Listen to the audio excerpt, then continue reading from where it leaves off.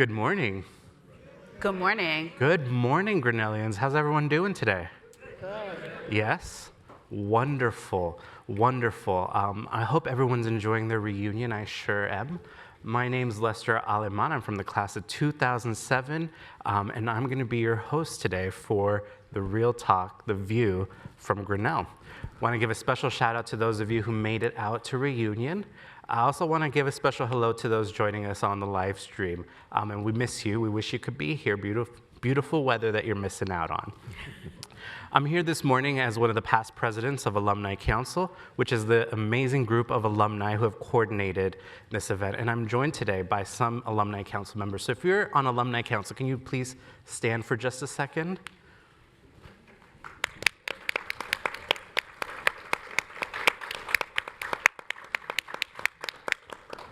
And so some of you might be wondering, what is Alumni Council? Who are these people who are doing this?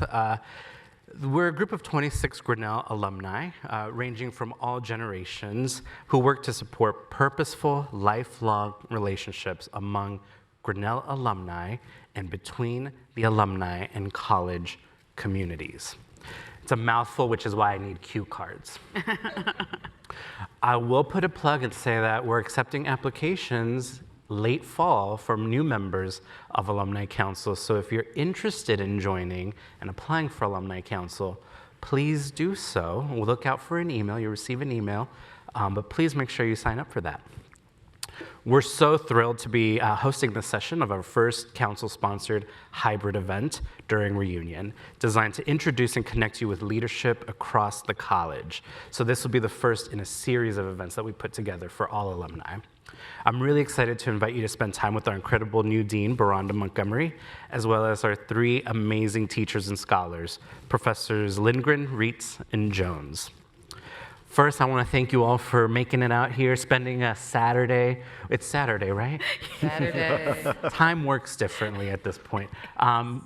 Thank you so much for taking a Saturday morning off and joining us for this great conversation. I'm going to ask everyone to just introduce yourselves really quickly. If you can share your name, what you teach, how long you've been at the college, and how you got here. Is that cool? All right, why don't we start over here? Hi, good morning, everybody.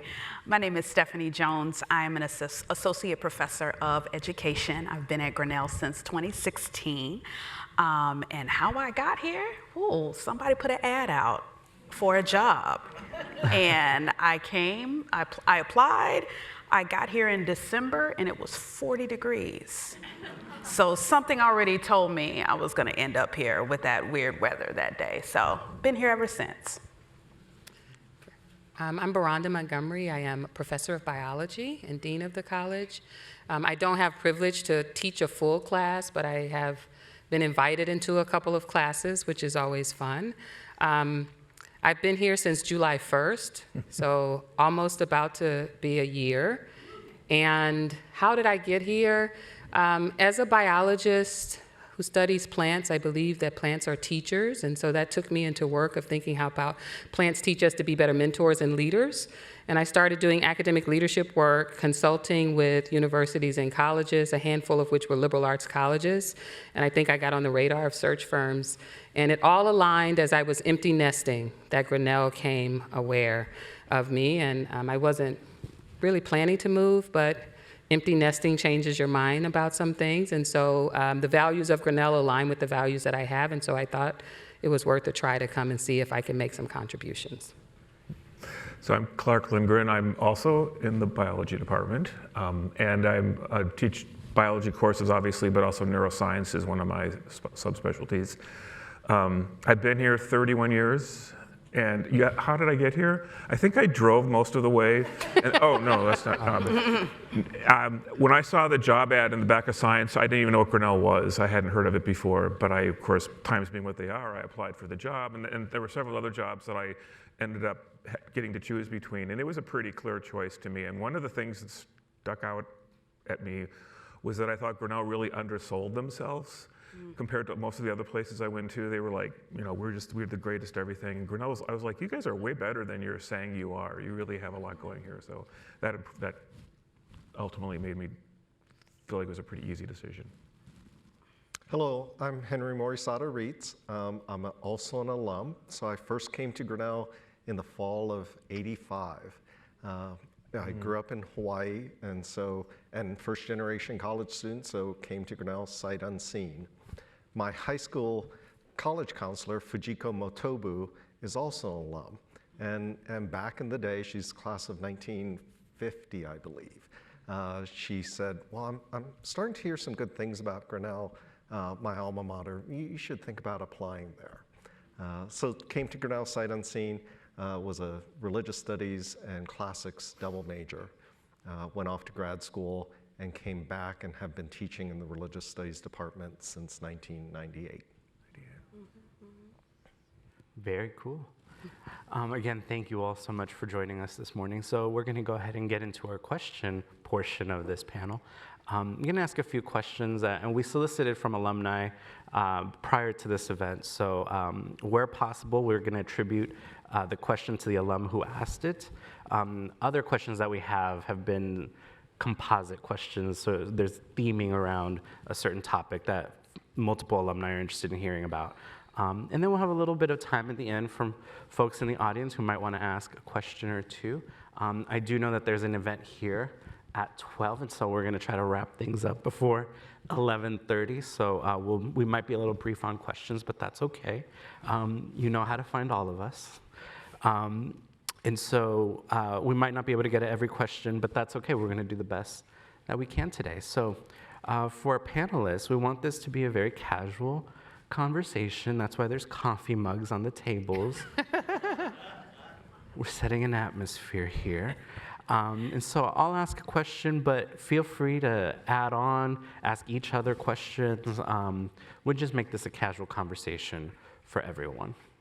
Cool? Cool. Awesome. All right, well, the first question comes from Rachel Schwaller, class of 2009. And the question is, how has your approach to teaching changed since you came to Grinnell, and why?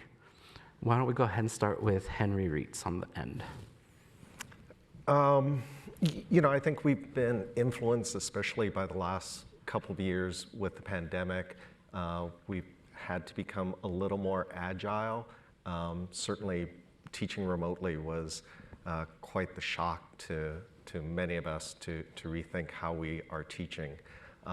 Since the pandemic, I have a sense that some of our students' attention span and ability to read large chunks of material is a little harder, and I teach courses like the Hebrew Bible and Christian Scriptures, so needing to maybe scaffold reading assignments in a different way.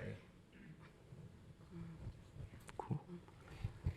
You want me to? So I'll answer it a little differently. I still haven't figured out how to adjust to the post-pandemic stuff. That's really a whole other level of difficulty. But since I came to Grinnell, I would say my teaching has become more and more student-driven. So student initiative. So they decide what they want to learn. They decide how they want to learn it. And in retrospect, it's a no-brainer, right? I mean, in our lives, we enjoy learning about things that we decide we want to learn about, as opposed to what somebody else tells us we should learn about. And so in teaching, it works the same way. And just to give you one example, in the biology department, our curriculum now, very different from what it was when I came, but our first course in biology is called biological inquiry. And students divide up into small sections, and really the course is about them doing research. And so after learning some techniques and how to do it, they actually design their own questions. They come up with their own questions, and then working in a group, they try to answer those questions. And I feel like the course has always been successful when students start describing what they're doing as, I want to know something. Like, this is my project. Yeah, I want to work extra hard, not because I'm trying to get a good grade or trying to please you, but because I really want to know how this is going to work out. I have this question, I have sort of a vested interest in it, and hence, they put a lot of work into it. And it's also scary to start doing that as a teacher, because you're not in control quite as much, and all kinds of things can come at you from left field. But once you've been doing it, like we've been doing that for quite a while now in biology, it's hard to go back, because it's a much more exciting way of doing it. I think for me, the biggest change we're still in the pandemic, so once we came back from campus, is that I looked at my syllabus and I realized that the tenor of my syllabus, especially attendance policy, was very punitive. That I would give them a certain amount of points for, showing up in class, participating in class, so on and so forth, things that we're all used to. And I realized that that's probably gonna have to change because of the environment that we're in. And what I did is that I wiped that policy out. And I think I was concerned like, are they gonna show up if there's no policy? Basically what I'm asking is there enough fear here for you to wanna come here every time the class is supposed to meet? So I had an honest discussion with them and I said, if you start to miss class, it's going to increase the level of support rather than me taking points off of your grade. And what that means is that, okay, now we have to sit and talk. You have to come to office hours with me. I may get academic affairs involved. Because there may be things that you need and you are not able to articulate to me at that point. And I let it ride from there. And I rarely had the problem that I thought I was gonna have with students just being like, oh, she's chill, I don't have to go. Rather than I'm too scared to tell someone what's happening with me and that I need to miss class. So changing the tenor of that helped for me. I have not been teaching regularly for 5 years as an administrator, but I do know that the work that I do with faculty and supporting faculty and department chairs is a different kind of support. And one of the things that I have tried to do over the past 5 years is to ensure that every activity that we have an expectation that they meet, that there's a strong level of support, that there's strong mentoring, that there's strong pathways for doing developmental work to be prepared to do that. So I think that everything we expect people to do, there should be pathways of support. So we should not push anyone into a deep end of a pool without ensuring that they at least have access to swimming lessons before. Very cool. I appreciate your 2 answers. Well, I appreciate all the answers, but these 2 specifically, because I think one of the characteristics that makes a true Grinnellian is that we want to be here, right? And being here means that we want to show up for each other and show up to class. I love that. All right, well, this next question is, what is new in your division or at the college in terms of academics? So why don't we go ahead and start with the dean? Yes. And then we'll go So down the row. I think the biggest thing that is new in academic affairs is that the faculty overwhelmingly voted to support and the board endorsed the creation of a new department, the African Diaspora Studies Department. So really excited about that. And I know many of you in the room have given. We also have a endowed chair that is funded to the level that we're ready to launch a search in the fall. We're still accepting donations because the level of donations give more support. Also, in academic affairs, just 2 days ago, we announced the hiring of a new athletic director. So Holly Ropke, who was at Grinnell some time ago, will be coming back to Grinnell as the new athletic director. So those are 2 big things that are new in academic affairs. Finally, beginning in the fall, we will have, students at Grinnell will have the opportunity to have a concentration in educational studies. Most people didn't know that we were just a program that offered teacher licensure, and then you could take as many education classes as you wanted across the campus. But the majority of our students were not necessarily interested in wanting to get a license here at Grinnell. They just took a whole bunch of classes with our department. And they graduated with not much to, Lester being an example of that, like you didn't graduate with anything other than what was on your transcript. So we finally got that pushed through to where the majority of students who want to be a concentrator in educational studies can do that. And I love that since it's being recorded, this is going to be retroactive, right? So you're going to update my degree. I'm going to defer. I'm going to defer to the dean. Right, Dean? Yeah. Okay. We'll talk offline. Okay. I think that was a yes. Okay, so let the minutes You should show. ask Clark what it means when I say we'll talk offline.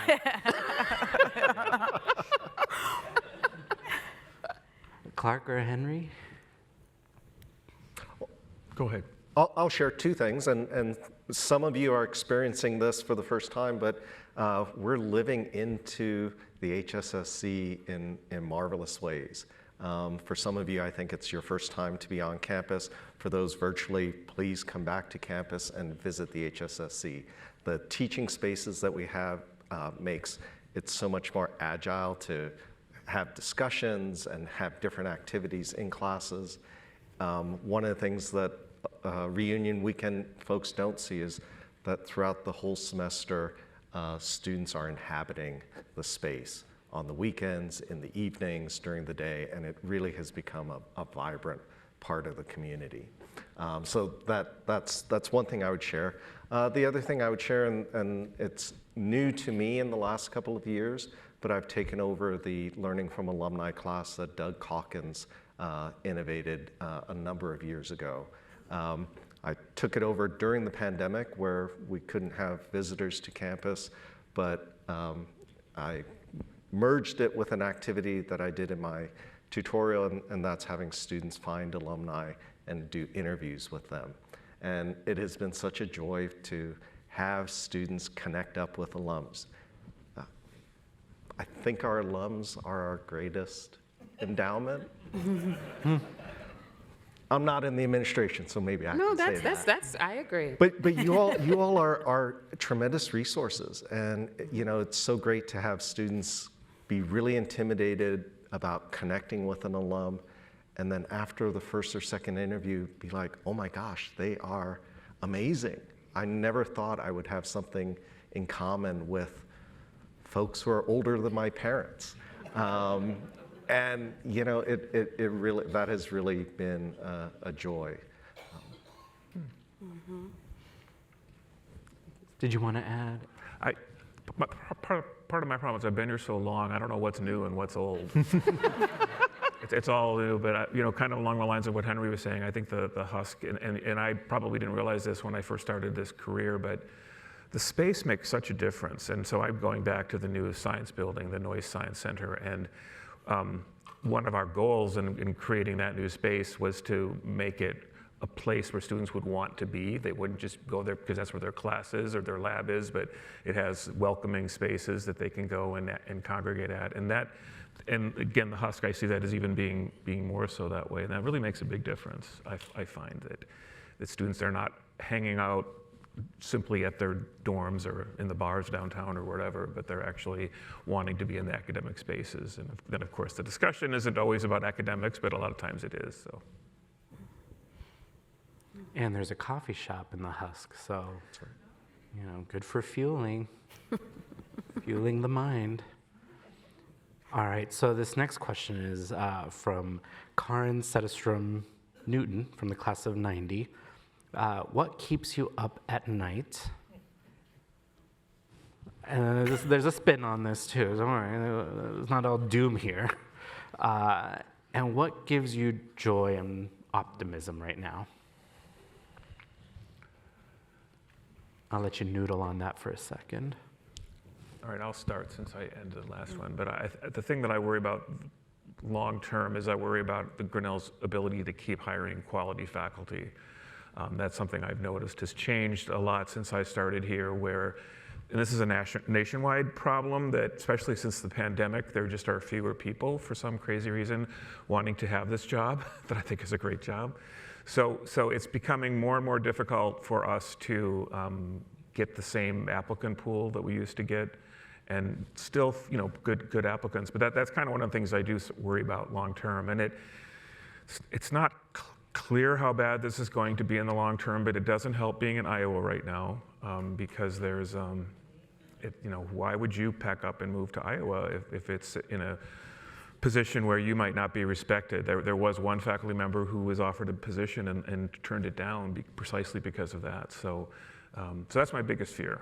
And then the other one was what gives me the greatest joy, I think, it's to still the students. That's always been the piece of it that, and I've been at a couple of other places. I taught at some other colleges and universities, and the students are really what make this place special and unique.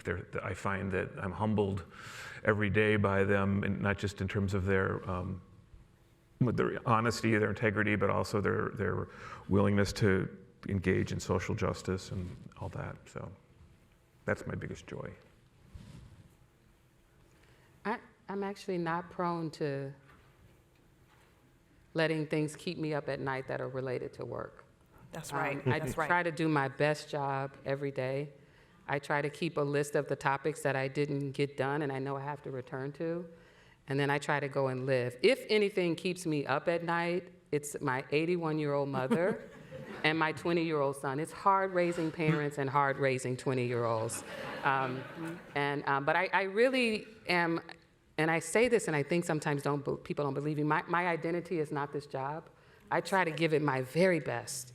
And I hope that, at the end of the day, people see that I've strived to try to make a good contribution. When I get it wrong, I say I got it wrong. If we get it right, I let the work speak for itself. And then I try to go home and be a daughter and a mother and a friend and read and write and enjoy a little bit of life. And the thing that brings me joy are the same 81-year-old mother and 20-year-old son who keep me up at night. Yeah. So I need to call you in the middle of the night when I'm over there joyful, man. Dean Montgomery's taking phone calls after hours. We'll share her number after.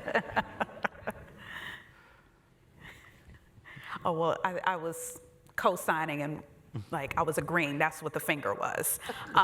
Because one thing about me is I'm going to bed, period. I've always been a prolific 8-9 hour sleeper every night, and I want to stay that way. So I think part of that is being able to, leave work at work. I think what brings me joy is that I was a high school teacher before I became a college professor. So that epicenter for me has always been the students. And Grinnell students keep me on my toes, all 10 of them, just like they come in ready. Now, sometimes we have to say, okay, slow down a little bit. You're coming in as a first year talking about what grad school program you want to apply for. And I'm like, hold on, we have to get you registered for an actual class here at Grinnell. But their enthusiasm and their excitement is what brings me joy to be in this position, and also trying to navigate that space of what it means to be living as a Black person in Iowa, having to balance that, knowing what season we're about to be in a few months is, or really right now, what does it mean for us to remain healthy in this type of space is always something that's gonna be on my mind, yeah. Henry, you want to add on to anything?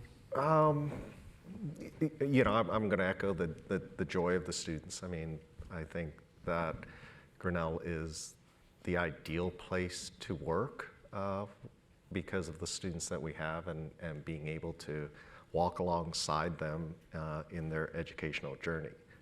Clark talked a bit about inquiry-based learning in biology, and I think that is something that many of us are doing. And so spending part of the semester giving students tools, a toolkit to analyze and look at the world around them, and then turning them loose on projects that are their own, and starting to see the world in more complicated, different sort of ways that they then can make interventions in the world.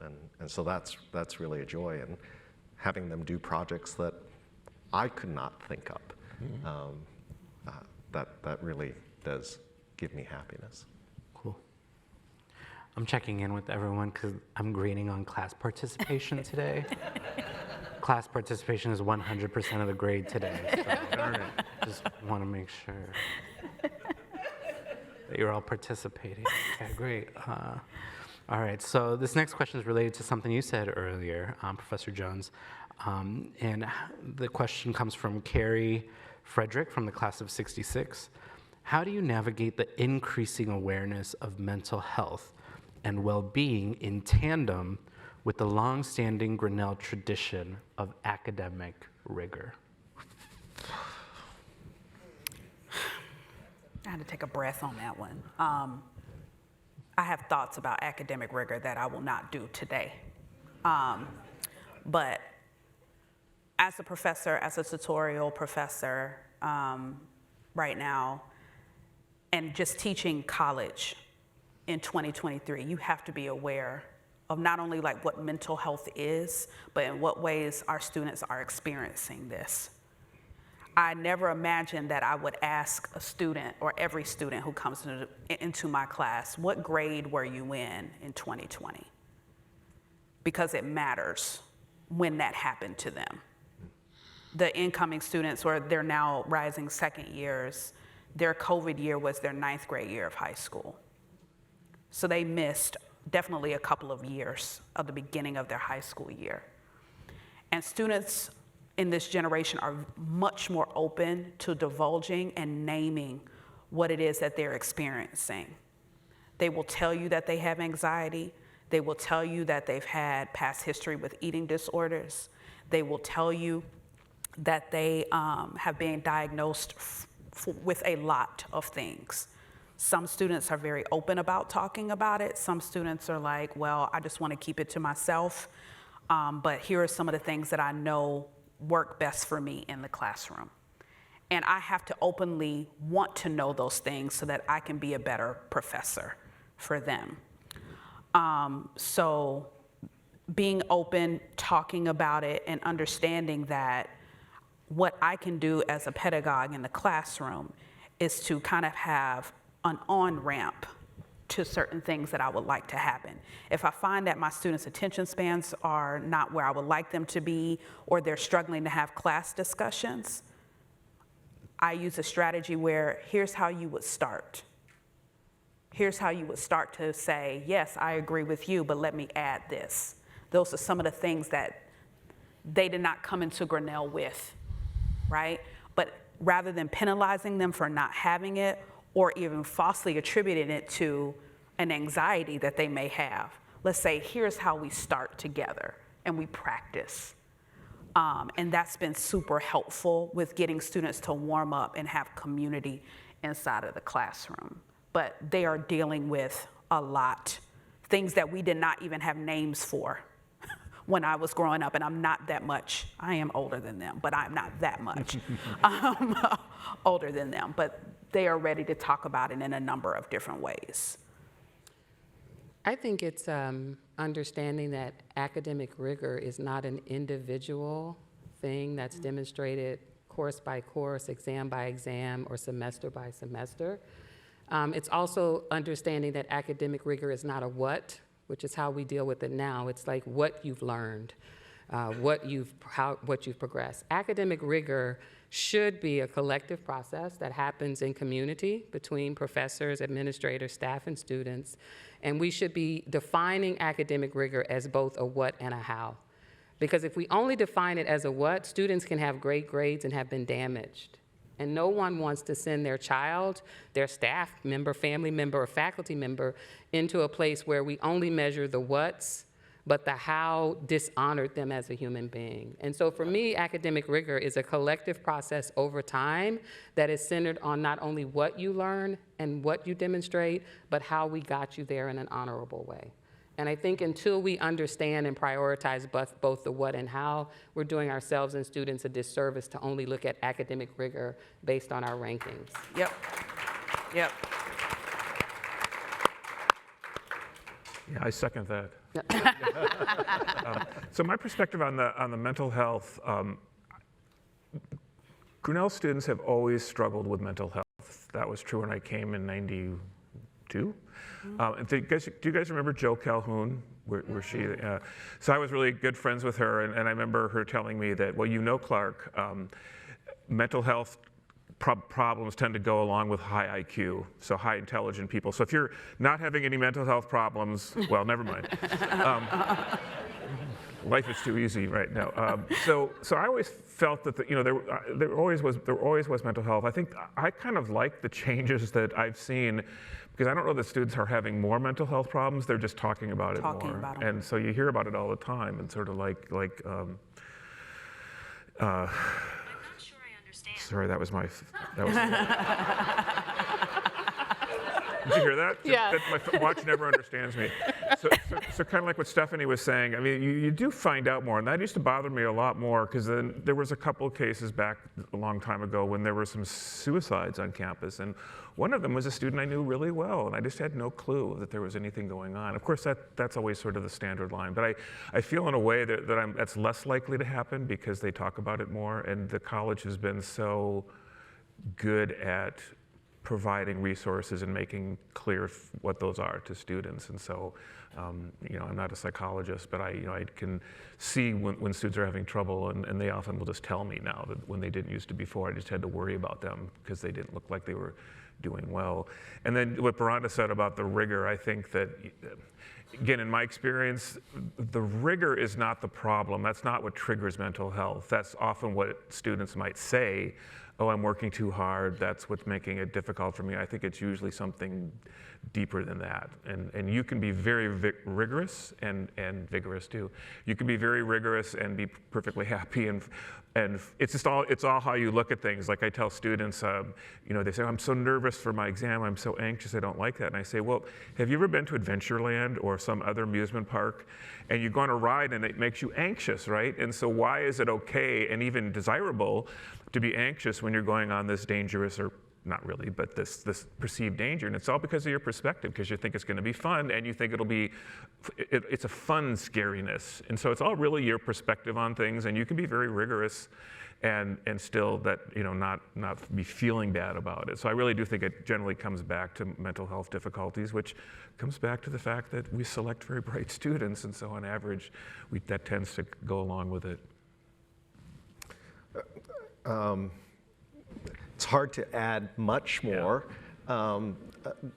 I do think that our support networks, I think, are really important across sort of academics and profs, but also the CLS and coaches, and as well as Shaw, the health center. Students have a number of places that they have relationships with people, and so being able to work together to help students who are dealing with crisis is very important.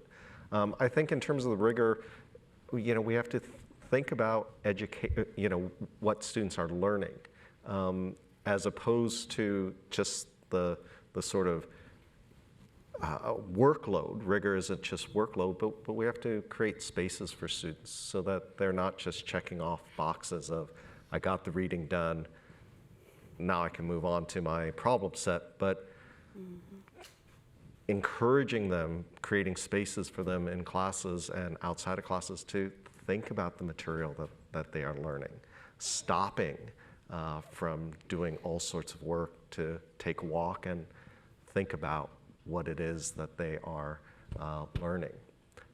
In my advising, I've gotten into the habit in the last few years of walking with students. When students come into my office, I will ask them, do we need the computer or do we need a book? And more often than not, they'll say, no. So I said, well, let's go for a walk. Let's talk this through. I think there's neuropsych evidence to say we think better walking. And it helps me when I have writer's block to go for a walk, because more often than not, within 15 minutes, that next sentence comes and I can go back and start writing again. After these sessions with students, whether it's a half hour, 45 minutes, I have different paths I take with students depending on how long it's going to be. I often will say to them, well, how do you feel? You looked pretty tired when you walked into my office. And they'll say, well, yeah, I feel more awake. So I say, let's not go for the coffee. We've got water today. Take a walk when you are tired and need to get back to reading or doing whatever you need to do. So starting to practice and model some of those behaviors. Yeah, that's good. Thank you. I want to acknowledge too that somebody said we have great resources. We do.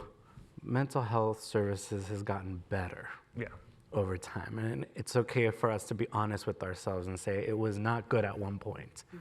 And because of the increase of awareness around these things, we have worked very hard to be better. There's always opportunity for us to be a better institution each and every day. So I just want to acknowledge that because I know many of us who were students here dealt with these things. And so I just want to acknowledge that, not minimize the fact that there was a resource there. We have to be better, and we are getting better every day. All right, so next question.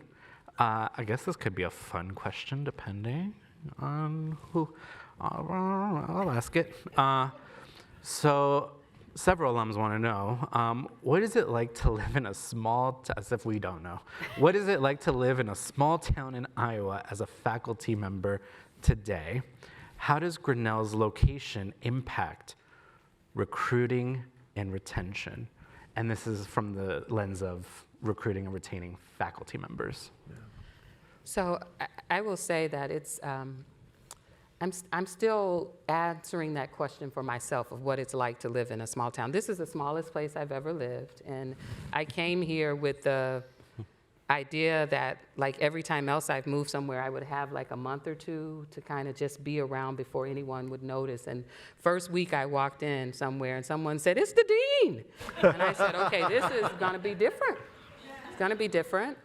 And so it's been both a challenge to live in a small town with high visibility as a Black woman with few other Black people in Grinnell.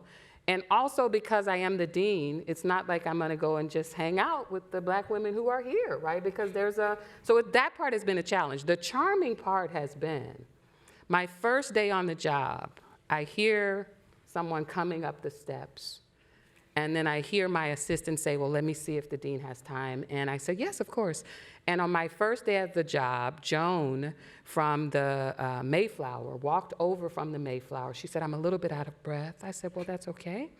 She said, "I'm 90-something from the class of 1951, and I thought that you should have a welcome from an alum on your first day at Grinnell." So even though there are challenges, it's also very charming. I have a group of friends at the Mayflower. They had a book club. They read the book. They said I needed to come and answer some questions they had left. I've gone and had lunch with them. They come to events. And so it's both this beautiful charm of being able to have relationships like that with a group of retirees, and also the fact that, like the other day, I thought for a quick trip for floss at lunch, and on aisle 2, someone who had been trying to find me caught me, and we stood there and had a conversation about the issues that they wanted to talk about on aisle 2 while I had my floss in my hand. So it's charming and it's a balance. And so someone said it's Saturdays. Usually on Saturday mornings this time of year, I'm in Des Moines at the Botanical Garden, or I'm in Des Moines at the farmer's market, because I can walk around and basically no one knows who I am, and that's fun too. I think newer faculty have to have their own forms of mental health in order to sustain being here.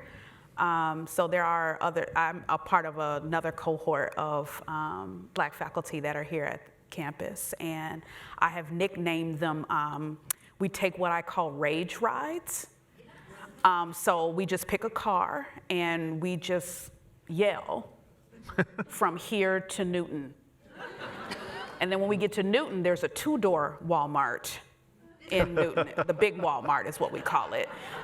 So we can go to Newton and have our time and maybe get some, good Chinese food, and then we rage the way back about things. And that really helps.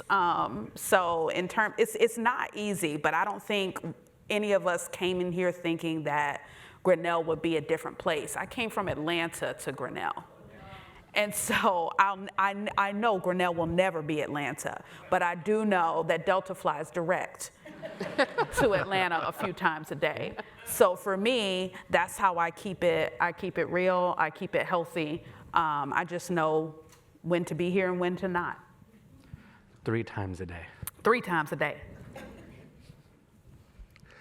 So speaking of the anonymity thing, I remember this was maybe my second day at Grinnell, not my first day at Grinnell. and my wife and I we went to Walmart or something like that. We were coming home literally, I was only had been in Grinnell like 2 days. We drive in our driveway, and a Grinnell police car pulls in behind us. And I'm thinking, oh, because we had teenage kids at the time. I'm thinking, oh man, what did they do, And I'm just sitting there looking in my rearview mirror, and the cop goes around to the back of his car and takes a plastic or paper bag out of the back trunk of the cruiser. And I'm thinking, what is it, like a hand of my kid or something like that? And he comes over and shows me, and it's 2 bats. And he goes, I understand you're the new biologist in town, and we found these, and we want to know, what to do with them. And I just said, put them back where you found them.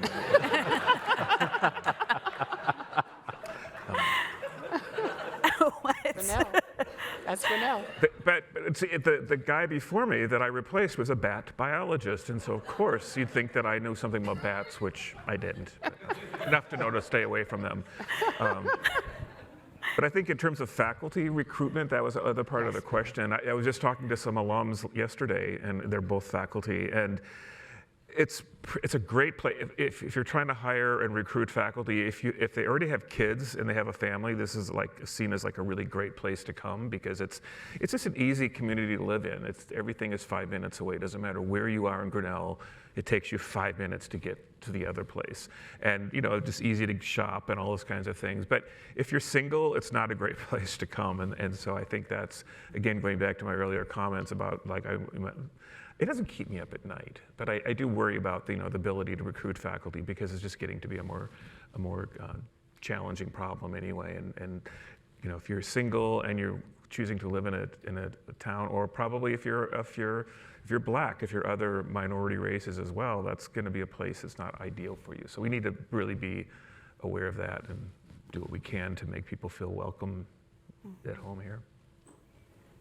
I think the advantage is we are a small community at the college. And so, just like our students, our faculty are not cookie cutter. And so providing different options for different faculty. Some liking the living in town and being 5 minutes away, others will commute from Des Moines or Iowa City. And I think that's something that's supported across the board. When we hire faculty, it's conversation. What are you looking for, and what would be good for you? I'm going to ask a speed round question. Speed round. Speed round. Speed round. Speed let's go. round, because alums love homework. Mark Finkelstein from class of '82 wants to know, if you could assign an alum a book to read, what would it be? So we'll do speed round. Just tell us the name of the book. If it's your book, that's okay too. There's no shame in self-promotion here. And then we'll just leave it at that. Yeah. I'm reading American Sirens, which tells the history of EMT paramedics and how it began as a cohort of Black citizens in Pittsburgh who were being refused care at their local hospitals, and created a driving ambulance to help cover that gap. American Sirens. Wow. Yeah, so I've heard that Lessons from Plants is a reasonable read. But right now what I'm reading is South to America by Imani Perry, which is one of her, she's brilliant, National Book Award, and it's just an amazing, amazing book. South to America. Yeah. I think everybody should read something by E.O. Wilson. And so if you don't know him, he passed away a couple years ago, but he was an evolutionary biologist at Harvard who had the audacity to claim that human societies you could really learn a lot about human societies by studying insects and insect societies. And he was very controversial. People threw rotten tomatoes at him on stage because they got so mad at him daring to say that. But he persisted, and my favorite book of his is called On Human Nature, and I think that's the one that got the Pulitzer Prize for him. But it's an old one, but it's a great book. George Drake's memoir. Yeah. Awesome. We have time for 1 or 2 questions from the audience. The only thing I ask is that when you ask a question, if you can share your name and what your class here is, so everyone can hear. David Snyder, here for the 50th reunion of the class of '73. First time back since I left the campus. Wow. And how to ask this, is there a faculty committee looking at the role of artificial intelligence in education? So there's not currently a faculty committee dedicated to that issue, but we have had conversations this year. We had one of the Community Fridays on AI. We've had some conversations specifically about Chat GPT. So there are conversations started. We don't have a dedicated committee. Please don't make a new committee. I was going to sign you up. I'll be the chair of that. But I'll also mention, well, Beronda's right, but I'll also mention there's a workshop this summer, and I forget who's teaching it, Yes. but so faculty can do workshops in the summer, and it's specifically on Chat GPT. I do all my writing now that way, so. No raise for you. What? But do you believe it? I don't believe any of what I say. No.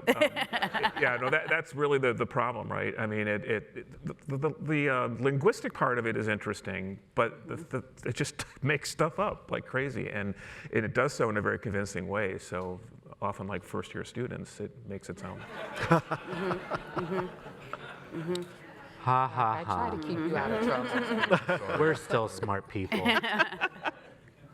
My name is Janet Welsh. I'm from the class of 1983, and since leaving Grinnell, I've been on the faculty at Penn State University for 27 years, and big public institution. And my question is, what do you guys think is the role of faculty in these decisions to bring controversial speakers to campus? I mean, we've had this at our school several times where these really awful people were going to come, and there's some discussion, should we not allow that? I kind of think we should, but then I feel like as a faculty member, what is my role to help students navigate these horrible people who are waiting for them out there, right, when they graduate? So what do you guys think? It's challenging. I was involved in being the institutional point person for some of that at Michigan State University for the past few years. And the conversations that I always had with people when they wanted to invite someone is, what is your intention and what's the intended outcome, right? Yeah. Because a lot of times the intention is the controversy. Yeah. And if the intention is the controversy, it's hard to get behind that. But if the intention is to bring forth topics for discussion, then the question becomes, what else do we need to put in place in addition to inviting this speaker? And so in cases where we allowed a controversial speaker, we had some forums for people to talk through issues related to that. Because particularly in this day and age, if you don't do that, they'll take it out on Twitter, social media, and other places.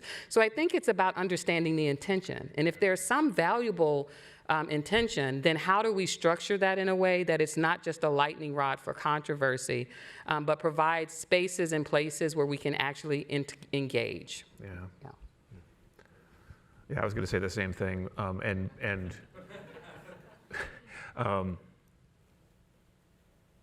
well, we haven't really had that problem here at Grinnell nearly as much. I mean, this hasn't, as I recall, we haven't really had that kind of controversy. So I'm speaking to somebody who hasn't really been there. But like Beronda said, I mean, I would be really hesitant to support somebody who's coming, who's a politician, and doesn't have any mooring in academic, principles or rigor.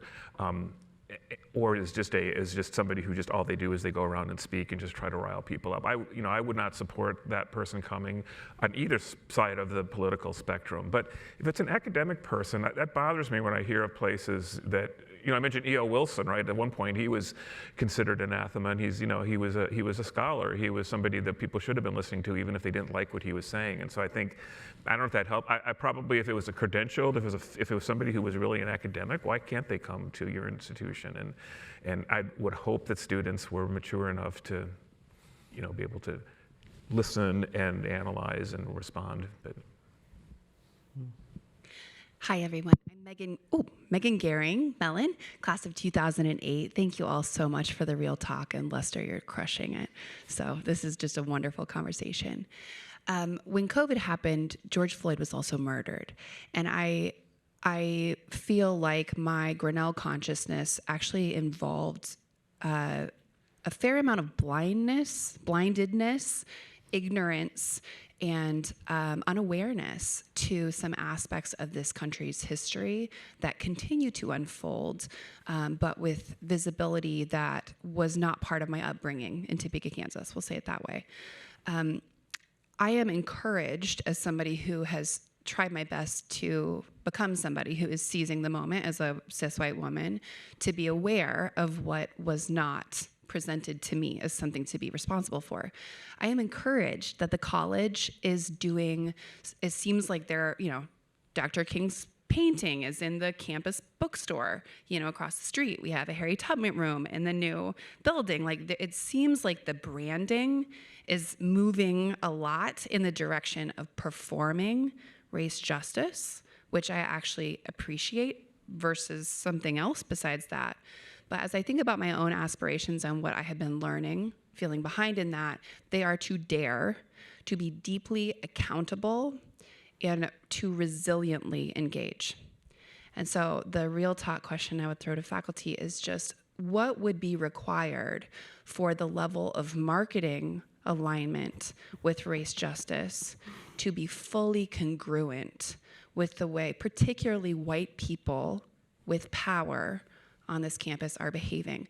What would white people with power on this campus have to acknowledge that we don't know in order for there to be integrity on that level? Thank you for your comments. It's an excellent question, and it's one I grapple with a lot. When I was interviewing here, I asked people, what kept them here. I asked them what their perception was about whether their lived experience aligned with the brand of Grinnell, because Grinnell has an amazing brand. And I think that one of the challenges we have is to be honest about when that's not happening, and there are many examples, right? And we have a hard time being honest about that, and we do lean into increasing our awareness. And back to Imani Perry, in another book she wrote, Breathe, a Letter to My Sons, she said that awareness is not in and of itself a virtue. Right. Not without a moral imperative. And I'm paraphrasing a little bit. But I think that part of what we have to do is to understand that we celebrate an increased awareness, which I think about as celebrating better inequality, as opposed to asking, are we aligning our moral imperatives behind that? And when I talk about better inequality, I talked about my 81-year-old mother. She grew up in the South, in Arkansas, segregated South. We have pictures of her in front of a colored-only fountain. She was pulled out of school every spring to pick cotton with her parents, my mother. And so she tells us we have greater equality, and we do, but it's just a better version of inequality, right? And so I think we have to be honest that we celebrate better inequality as opposed to saying we want equity. And part of that is we have to be honest, and I've said this is not a secret, I've said it to everyone, including the president and the board, Grinnell is not living up to its full capacity of the brand. We have a lot of cases where our lived experience of some of the people who are here is not aligning with what we say. And we have to be honest about that and ask what's keeping us from being who we say we are. And I came here to be a part of being who we say we are. And so I thank you for that question, because I think it opens us up to have some very difficult conversations. I think, yeah. I think in the classroom, one of my responsibilities is to say, like, Grinnellians know how to tear shit apart, excuse my language. But when it comes time to put something together, it's like, hold on a second, we're having a little bit of pause. So I try to enforce, like, through my teaching, what does it mean to put things back together? Not necessarily reforming, right, which is almost like this awareness thing where it's not getting where it needs to go. But, like, what does it mean to create anew? And I am very almost adamant to my students about, like, stop begging people to love you. Stop begging people who will never be what you want them to be. Like, go somewhere else, right? Find your people and build with them, right? I am not that person that's like, hey, everybody, let's get together and figure things out. Like, because I'm at another level. I'm ready to do something else. And if I sit here with y'all and wait until you get ready, I'm going to be waiting for a long time. So I need to go ahead and go. So with that being said, that's my advice of what to do in the classroom when I think about assignments, when I think about having them collaborate together. What are you creating anew that is going to be here for you and here for generations that don't even exist yet?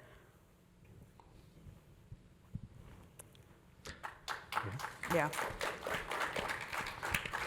One thing Beronda's been teaching me, I'm learning. Ah. Yeah. So we meet a lot. We meet pretty regularly because I'm chair of the faculty this year, and so I'm in her office not because I'm in trouble, but I'm in her office every. But if you're trying to deal with a problem, it's not enough to say let's improve life for Black people or Black students or whatever. You also have to look at it in terms of we got where we are because of certain things that we have done to get to this point. And if we're going to just keep doing it the same way we've always done it, it's never going to change, right? And so some of that means you have to sort of think differently how you treat the majority, the white people. And it's not necessarily being punitive, but you have to sort of think about, so it's not just that certain minority groups haven't been given a full advantage. It's also we've been over-advantaging the white people, right? And other people who have the more power. So I think, as chair of the faculty, that's something that I think a fair amount about.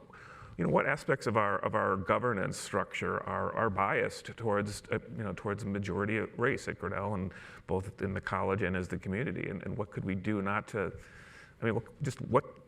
Don't keep doing the same thing. Who's the person who said that? If you don't expect to get a different answer if you keep doing the same thing.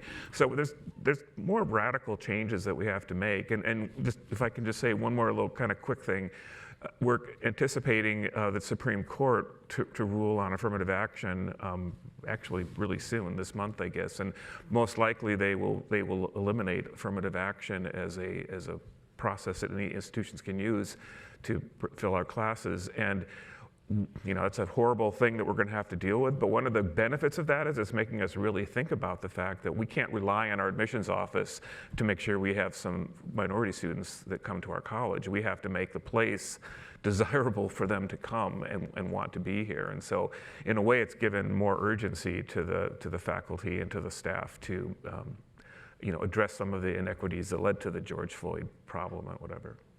You're a good listener. I'm a good listener, yeah. Yay, Clark. Henry, you do get all the full participation points already, so if you don't want to add anything, it's okay. I think it's all of our responsibility, everyone in the community, to have these hard conversations. And sometimes having those hard conversations is also being quiet and listening as well, and hearing the truths. I think as a small community, part of what we have the opportunity to do is to hear each other, and to get to know each other in a deeper way, valuing experiences of individuals, because it isn't just that. Certainly there are systemic things that we need to deal with, but they get realized in individual lives and are experienced by individuals, and bringing out those voices and making space for voices. Yeah. Thank you for that question. And the word power kept getting used several times. I just want to remind folks, power is perceived most of the time. Yep. Power exists within the concept of perception. I'm embracing my inner Keisho Scott right now. And these conversations around diversity and all this stuff tend to be conversations that people fear or become uncomfortable around. Well, we should start to reframe that as conversations around hope, because our country is shifting dramatically, and that's the real talk, is that America is changing, the demographics are shifting dramatically, and we want to stay relevant, and we want to be ahead of the curve and stay true to our origins as an institution that's always been sort of forward thinking. So I want to thank you, Dean Montgomery, and I want to thank the faculty who've joined us today for this wonderful panel. I'm so glad that we were able to spend this time together. I also want to thank Council for allowing me to moderate this. I'm a proud Grinnellian. I'm also a proud Posse alum. That's right. And so it's the gift that keeps on giving back. If you're interested in applying for Alumni Council, please look out for our mass communication that will go out in the fall. But if you want to know more about council before then, check us out on the website. You know how to Google Grinnell College Alumni Council, but in case you need a web link, grinnell.edu/Alumni Council. So those of you who are here in the Harris Cinema, we're going to invite you to meet us back outside after this panel. We'll hang out for a bit and answer more questions. For those of you joining us on the live stream, thank you so much for joining us online, and we wish you could be here with us, but whatever it is you're doing, have a great weekend. And we're going to clear out the room for the Met Opera show, but for those of us here in town, let's keep having fun together in community, and I'll see you at all the other events. All right, thank you so much for joining us. Thank you.